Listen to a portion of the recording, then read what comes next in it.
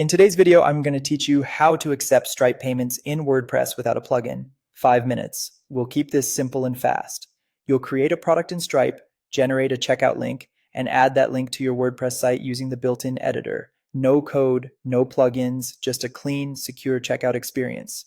First, log into your Stripe dashboard. If you're just testing things out, make sure you're in test mode so you can run trial payments without charging real cards. You can switch to live mode later when you're ready to accept real payments. Next, head to the Products section and click Add Product.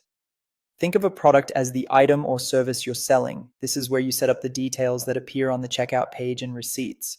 Enter a clear product name and a short, helpful description so customers know exactly what they're buying. Then set the price. You can choose a one-time payment or a recurring plan for subscriptions. Pick the correct currency, and if you're using subscriptions, choose the billing interval, like monthly or yearly. Keep everything accurate and customer-friendly. Save the product. When you do, Stripe creates a unique price ID behind the scenes, which ties your checkout to that specific product and amount. You don't need to copy it manually for this workflow, but it's good to know it exists for future updates. From the product page, click Create Payment Link. This tells Stripe to build a hosted checkout for this product. You can optionally configure things like quantity controls, collecting the customer's address, or adding an order confirmation page redirect, depending on your needs. These options live right in the payment link setup. Stripe will generate a unique URL for your checkout. Copy that link. You can paste it in a new browser tab to preview the experience and confirm everything looks right before you add it to your site.